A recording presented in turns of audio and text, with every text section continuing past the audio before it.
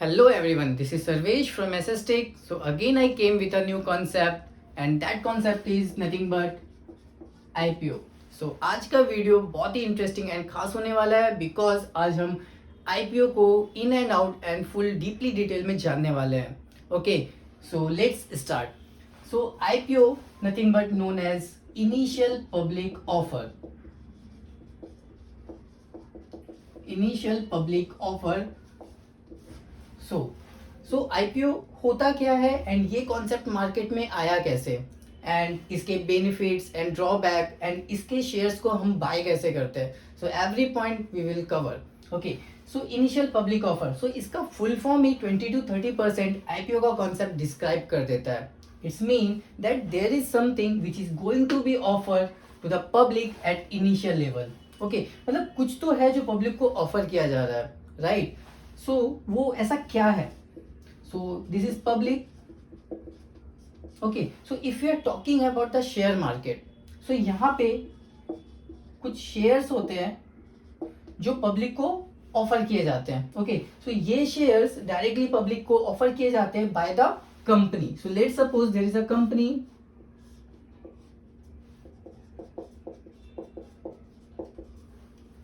ABC limited. Okay, so this is a company ABC private limited जो अपने कुछ shares को नथिंग बट अपने पार्टनरशिप को पब्लिक के सामने रखती है एंड पब्लिक को अपना partnership in terms of shares provide करती है. ओके, सो ये शेयर्स डायरेक्टली पब्लिक कंपनी से बाय कर सकते हैं एंड इस शेयर्स के अगेंस्ट पब्लिक वापस से कंपनी को कुछ फंडिंग प्रोवाइड करती है. ओके, बिकॉज जब वो शेयर्स बाय करेगी तो कुछ ना कुछ तो रुपीज में या पैसों में बाय करेगी, राइट? तो वो पैसे directly as a funding company को प्रोवाइड हो जाते हैं. Okay, so this process is known as IPO. Okay, but जानना ये जरूरी है कि कोई भी कंपनी एबीसी प्राइवेट लिमिटेड वो शेयर्स को पब्लिक के सामने रखेगी क्यों, अपना कुछ पार्टनरशिप पब्लिक को देगी क्यों, राइट? एंड पब्लिक वो शेयर्स बाय क्यों करेगी, उसका क्या बेनिफिट है? ओके, तो होता क्या है कि जब भी कंपनी स्टार्ट हुई, ओके, तो सबसे पहले कंपनी को जरूरत क्या पड़ी? Funding, right? तो यहाँ पे एक कॉन्सेप्ट आता है फंडिंग. ओके, तो जब स्टार्ट हुई कंपनी सबसे पहली फंडिंग किसने की होगी? Founder itself. जो भी कंपनी का फाउंडर होगा तो उसके पास जो भी सेविंग्स हुई होंगी, फैमिली या फ्रेंड्स, सबकी सेविंग्स उसने इस कंपनी को स्टार्ट करने में लगा दी. बट वो कंपनी वहां तक ही तो सीमित नहीं रहेगी, राइट? आगे भी ग्रो करेगी जिसके लिए उसको और फंडिंग की जरूरत होगी. तो वो क्या करता है फाउंडर, जब उसको और फंडिंग की जरूरत होती है वो जाता है एंजल इन्वेस्टर्स के पास. ओके, सो एंजल इन्वेस्टर्स क्या होते हैं? ये भी एक प्राइवेट कंपनीज होती है जिनको लगता है कि ओके कंपनी का रिव्यू अच्छा है, कंपनी अच्छा काम कर रही है, तो वो क्या करता है इस कंपनी पे कुछ पैसे इन्वेस्ट करता है. तो फाउंडर क्या करेगा, उस कंपनी का पैसा यूज करेगा एंड अपने ग्रो करने में, अपने कंपनी को ग्रो करने में उसको लगा देगा. बट वहां तक ही सीमित नहीं रहेगी वो कंपनी, राइट? आगे उसको वो कंपनी को वो मल्टीनेशनल बनाना चाहता है, बराबर? तो मल्टीनेशनल बनाना चाहता है एंड अपने बिजनेस को ग्रोथ करना चाहता है. मे बी हो सकता है कि कंपनी ने ऑलरेडी बैंक लोन लिया हो, वो ऑलरेडी डेप्थ में हो, राइट? तो वो डेप्थ को क्लियर करना चाहता हो, वो लोन चुकाना चाहता हो, तो भी उसको आगे और पैसों की जरूरत पड़ेगी. तो इसके पास दो ऑप्शन होते हैं. तो कंपनी क्या कर सकता है? कंपनी बैंक से लोन ले सकता है.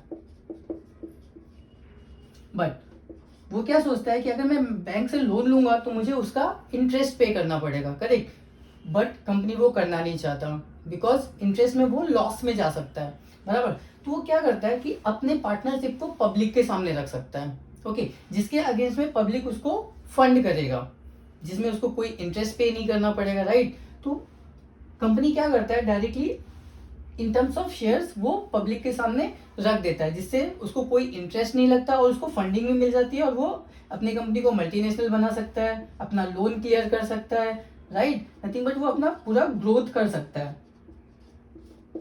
तो यहाँ पे कंपनी के ये सारे बेनिफिट्स हैं आईपीओ को रिलीज करने के, करेक्ट? बट पब्लिक क्यों बाय करेगी? बिकॉज कहीं ना कहीं पब्लिक को लगता है कि कंपनी अगर आईपीओ निकाल रही है मीन्स अपने शेयर्स प्रोवाइड कर रही है, तो फंडिंग के लिए वो फंडिंग की हेल्प से वो ग्रोथ कर रहा है तो कंपनी की वैल्यूएशन बढ़ेगी एक टाइम पे, एंड अगर वैल्यूएशन बढ़ेगी मीन्स शेयर का प्राइस बढ़ेगा, एंड शेयर का प्राइस बढ़ेगा मीन्स जब पब्लिक ने वो शेयर्स कंपनी से डायरेक्टली लिए तो एक फिक्स रेट पे लिए। तो जब भी कंपनी आईपीओ निकालती है तो एक फिक्स रेट पे निकालती है, ओके, तो वो फिक्स रेट पे लिए, बट जब आगे चल के इन फ्यूचर वो कंपनी का ग्रोथ हुआ तो शेयर का प्राइस बढ़ सकता है, and at that time public वो शेयर्स को बेच के अपना प्रॉफिट यूज कर सकता है, ओके, तो वो प्रॉफिट लेने के चक्कर में वो शेयर्स को बाय करते हैं at initial level, okay, so this is the funda how why company exactly shares their IPO, okay, and why public buy these shares. So this is the funda. Now ये shares directly company से public को offer नहीं होते, be understand. यहाँ पे बहुत सारे steps and processes होते हैं जो बीच में आते हैं, वो डायरेक्टली शेयर्स कंपनी को कैसे पहुंचते हैं वो स्टेप्स एंड प्रोसेसेस जानने की कोशिश करते हैं।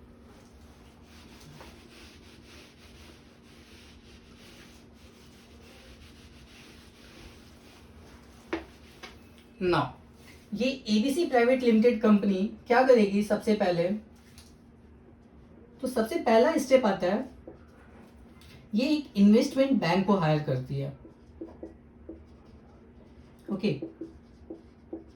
Investment bank.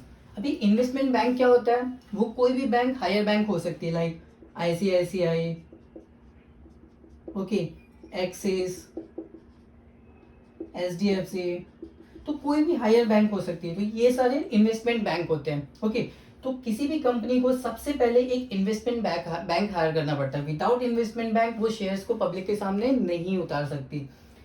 अभी एबीसी लिमिटेड ये इन्वेस्टमेंट बैंक को चूज कैसे करती है, सबसे पहले वो रिसर्च करती है कौन सा बैंक अच्छा है, कौन सा बैंक का सेलिंग अच्छा है, वो इन्वेस्टर तक पहुंचने की कैपेबिलिटी कैसी है, तो ये सब के बेसिस में वो एक बैंक डिसाइड करेगी।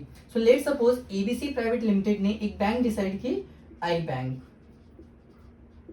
जिसके थ्रू वो अपना आईपीओ मार्केट में उतारना चाहता है। तो this is my first step, okay, तो उसने आई बैंक को हायर कर लिया। नाउ अभी आई बैंक क्या बोलेगा, मैं सबसे पहले दूसरे स्टेप में वेरिफिकेशन करूंगा। क्या करूंगा, वेरिफिकेशन, कि कंपनी अपना आईपीओ तो उतार रही है बट कंपनी है कैसी, जिसका आईपीओ मुझे पब्लिक के सामने में रखना है, बिकॉज ये काम इन्वेस्टमेंट बैंक को ही रखना है।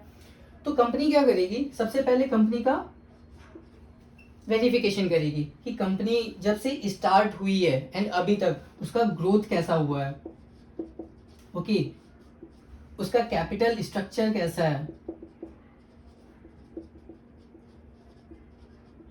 ओके, उसका कैपिटल स्ट्रक्चर कैसा है, उसकी फाइनेंशियल कंडीशन कैसी है,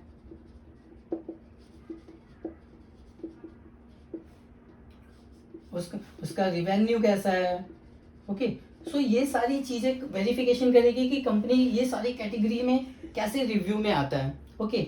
after this verification investment bank ABC limited को बोलता क्या है, ओके, मैं आपका आईपीओ मार्केट में उतारता हूँ, ओके, आप अपने सारे इश्यूज, जो भी शेयर्स आप मार्केट में उतारने वाले हो वो आप मुझे दे दो, ओके, तो वो एबीसी प्राइवेट लिमिटेड क्या बोलेगी, ओके ठीक है, तो investment bank nothing but I bank वो सारे शेयर्स को अपने पास ले लेगी एंड बोलेगी कि अगर आपको 10,000 करोड़ की जरूरत है, let suppose ABC private limited ने बोला मुझे 10,000 करोड़ का फंडिंग चाहिए, तो एबीसी आई बैंक क्या बोलेगा, ओके फाइन, मैं आपको 10,000 करोड़ का फंडिंग दूंगा इतने शेयर्स के अगेंस्ट, अगर उससे ज्यादा रिवेन्यू होता है आफ्टर वो आईपीओ मार्केट में आने के बाद, ओके, तो वो आई बैंक खुद रखेगा, अगर वो 10,000 करोड़ से कम होता है तो आई बैंक आपको खुद प्रोवाइड करेगा। सो दिस इज द स्टेटमेंट जो आई बैंक एबीसी प्राइवेट लिमिटेड को देता है। तो वो जितने भी शेयर्स मार्केट में उतारने वाला है वो सारे शेयर्स इन्वेस्टमेंट बैंक अपने पास ले लेती है, मीन्स वो एबीसी प्राइवेट लिमिटेड से खरीद लेती है एंड उसके अगेंस्ट वो उसको फंडिंग प्रोवाइड करती है। Now investment bank after verification क्या करती है, तीसरा step, pricing,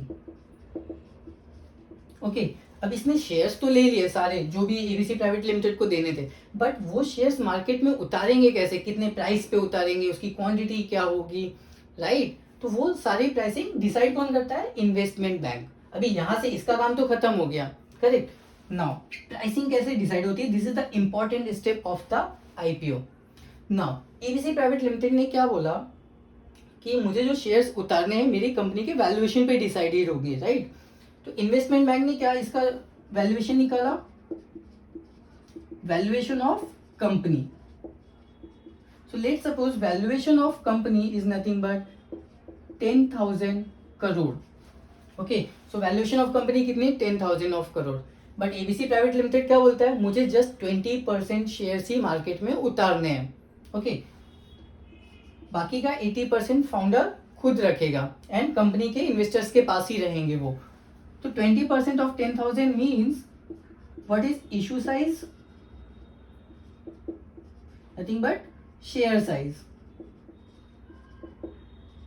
okay, so share size is nothing but 20% of 2,000 crore.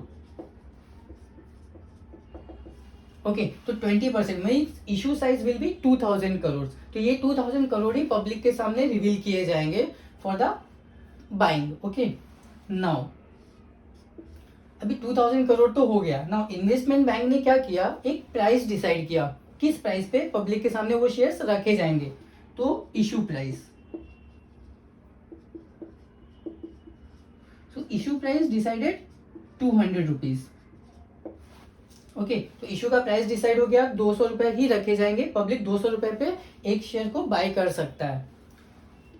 Means total quantity of issue,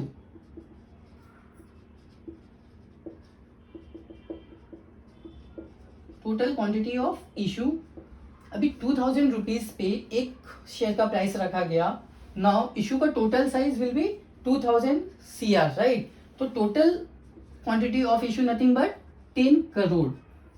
so 10 crore shares market में आने वाले हैं, करेक्ट। नाउ अभी आईपीओ का कॉन्सेप्ट बोलता क्या है कि मैं 1 और 2 और 3 क्वांटिटी में शेयर्स को बाय नहीं करने दूंगा। अगर किसी को बाय करना है तो वो हमेशा लॉट साइज में ही बाय करेगा and lot can be decided by I bank. Okay, वो 25 का लॉट हो सकता है, 20 का हो सकता है, 50 का हो सकता है। So let suppose I bank ने डिसाइड किया एबीसी प्राइवेट लिमिटेड के शेयर्स को 50 लॉट में ही वो बाय करने देगा। Okay, so that is issue size, I mean issue lot size. Okay, तो 50 के लॉट में उसने इशू साइज डिसाइड किया। मींस अगर किसी को बाय करना है तो 50 या 50 के मल्टीपल पे ही वो बाय कर सकता है। Okay, so that can be let suppose 50 एक लॉट बाय करता है एट 200 रुपीज, मीन्स क्लाइंट को पे करने होंगे 10,000 रुपीज, करेक्ट। सो 10,000 पे वो 50 लॉट या 50 क्वांटिटी एबीसी प्राइवेट लिमिटेड के खरीद सकता है। नाउ अभी जानने की बात ये है कि जो इशू प्राइस है 200 रुपीज, ये 2 टाइप के होते हैं। Okay, so that is nothing but, एक होता है फिक्स्ड प्राइस और एक होता है book bidding price.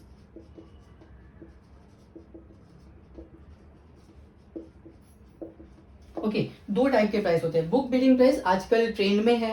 Okay, fixed price means I bank क्या बोलेगा, मैं इस शेयर्स का प्राइस 200 रुपीज ही रखूंगा, ना उससे कम ना उससे ज्यादा। बट बुक बिडिंग प्राइस में क्या होता है, वो एक प्राइस बैंड डिसाइड करता है। ओके, कि मैं कुछ एक प्राइस का रेंज रखूंगा। मींस लेट सपोज 180 टू 200 रखा।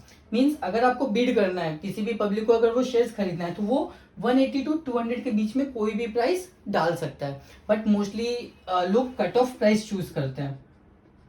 ओके, तो what is cut off price? Cut off price means client कोई प्राइस एंटर नहीं करता ड्यूरिंग बाय द शेयर्स। वो डायरेक्टली क्या बोलता है कि कोई भी बेस्ट प्राइस होगा, जिस प्राइस पे भी आई बैंक अलॉटमेंट करना चाहेगा, मुझे शेयर्स देना चाहेगा, वो दे सकता है। Okay, so that is known as cut off price. But अगर आपको बुक बिडिंग प्राइस की फैसिलिटी है तो आप रेंज में भी डाल सकते हो बिटवीन 180 टू 200। अदरवाइज अगर फिक्स्ड रेट है तो आप जस्ट 200 में ही आपको वो शेयर्स बाय करने होंगे। Okay, so this is the pricing step. Now after this process, fourth step become application process.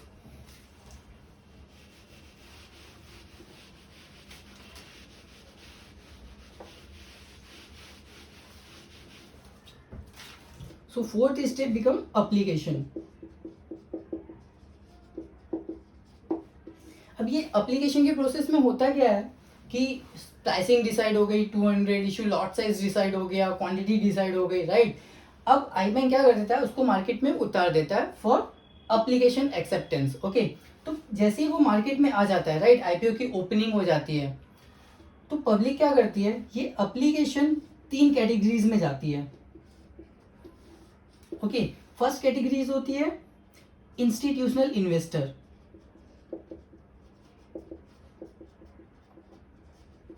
Okay, second होती है non institutional investor,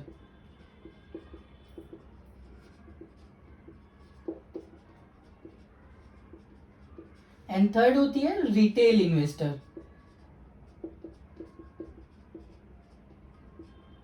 okay, so ये 3 टाइप के इन्वेस्टर्स होते हैं जिनके पास ये एप्लीकेशन जाती है to buy the IPO. Okay, institutional investor and ये सारे इन्वेस्टर का एक कोटा भी डिसाइड होता है। ओके, एक कोटा होता है, तो इसमें इंस्टीट्यूशनल इन्वेस्टर का कोटा होता है 50% एंड नॉन इंस्टीट्यूशनल का 15% एंड रिटेल इन्वेस्टर का 35%।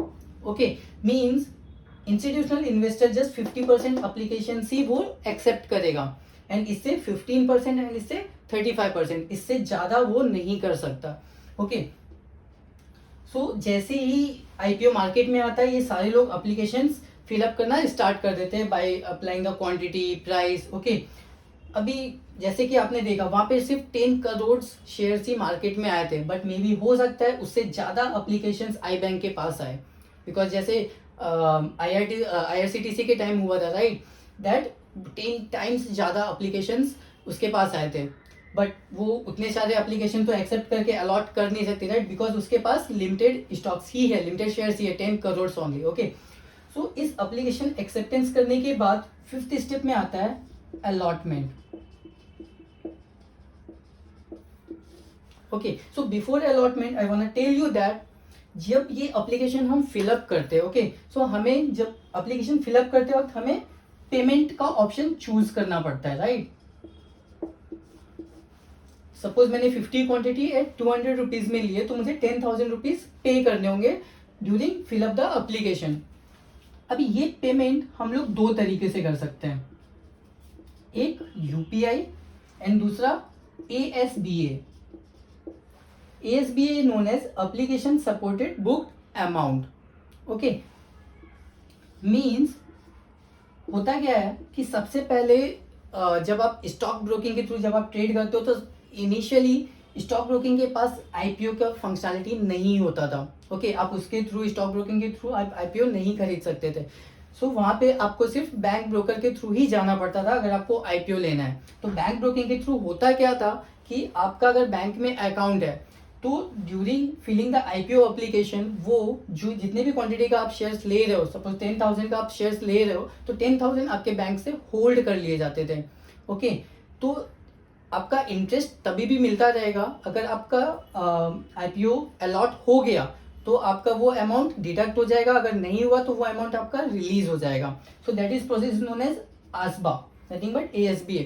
सो आसबा में आपका बैंक ब्रोकिंग के थ्रू वो अमाउंट होल्ड हो जाता है, बट करंटली अब स्टॉक ब्रोकिंग भी आईपीओ का फंक्शनलिटी एक्सेप्ट करने लगे हैं, राइट। आप उसके थ्रू भी आईपीओ अप्लाई कर सकते हैं, मीन्स आप यूपीआई के थ्रू भी डायरेक्ट पेमेंट कर सकते हैं। So this is the payment method which you can perform by during the IPO filling. Now अब वो एप्लीकेशन तो चली गई, अब अलॉटमेंट में होता क्या है, इन 3 to 5 डेज वो सारे अलॉटमेंट्स आई बैंक को करने पड़ते हैं। मीन्स जिसने जिसने भी शेयर्स लिए होंगे, ओके, तो सारों को तो अलॉटमेंट नहीं मिलता बिकॉज उसके पास लिमिटेड शेयर्स है, तो वो अपने कुछ प्रोसेस से वो चूज करते हैं एंड वो सारे अलॉटमेंट्स इन्वेस्टर्स को प्रोवाइड कर देते हैं। ठीक है, तो अलॉटमेंट के बाद वो उनके पोर्टफोलियो में वो आईपीओ आ जाता है, मीन्स एबीसी प्राइवेट लिमिटेड का शेयर्स आ जाता है। 6th स्टेप में होता क्या है कि आईपीओ तो हमें मिल गया, राइट। अभी कुछ दिनों बाद वो आईपीओ डायरेक्टली एक्सचेंज में लिस्ट हो जाता है। ठीक है, एक्सचेंज नथिंग बट NSE और BSE। ओके, तो ये डायरेक्टली एक्सचेंज में लिस्ट हो जाता है, मींस जिनको भी वो आईपीओ अलॉट नहीं हो पाया है, right, during the IPO coming, so after that listing, मतलब जब वो कुछ दिनों बाद, 2-3 दिन बाद वो जैसे ही एक्सचेंज में लिस्ट हो जाता है, आप वहां से भी वो आईपीओ ले सकते हो। अगर आपको लगता है कि वो कंपनी का रेवेन्यू बहुत अच्छा है एंड कंपनी का ग्रोथ अच्छा होने वाला है, तो यहाँ पे अगर आईपीओ नहीं लगा तो आप यहाँ से भी वो आईपीओ का बाय कर सकते हो। बट होता क्या है कि जब वो लिस्ट होता है, मे बी उसका प्राइस 200 ना रहे, उसका ओपनिंग प्राइस इससे ज़्यादा भी हो सकता है। तो उस टाइम पे आपको ज़्यादा प्राइस पे वो परचेस करना पड़ेगा, और जिसको भी वो अलॉट हो गया है तो उस दिन पे वो एक्सचेंज में वो सेल भी कर सकते हैं जब वो लिस्ट हो जाएगा। ओके, तो ये जो होता है कि जब आप सेल करते हो एंड कोई और बाय करता है, तो ये जो प्रोसेस होता है इन्वेस्टर टू इन्वेस्टर के बीच में होता है। तो जैसे ही वो लिस्ट हो जाता है, तो वहां पे अभी जो शेयर्स का लेन देन होता है वो इन्वेस्टर टू इन्वेस्टर के बीच में होता है। So that's known as secondary market. Okay, so जैसे ही शेयर्स एक्सचेंज में लिस्ट हो जाते हैं, अभी वो जो शेयर्स का लेन देन होगा एक इन्वेस्टर से दूसरे इन्वेस्टर के पास, वो सेकेंडरी मार्केट में होगा। बट जैसे ही आपने ये shares directly ABC private limited से और आई बैंक के थ्रू लिया, इट्स मीन कि वो आपने प्राइमरी मार्केट में ट्रेड किया। Okay, so this is the concept of IPO. तो ये आप अपने अगर आप ब्रोकिंग प्लेटफॉर्म यूज कर रहे हो तो वहां पे आप आईपीओ देख सकते हो कि आने वाला आईपीओ कौन सा है, उसका इशू प्राइस क्या है, इशू साइज क्या है, उसका कंपनीज का रिवेन्यू, फ्यूचर ग्रोथ वो क्या करना चाहती है। तो ये आपको खुद ही रिसर्च करना पड़ेगा। सो this is all about IPO and thank you so much.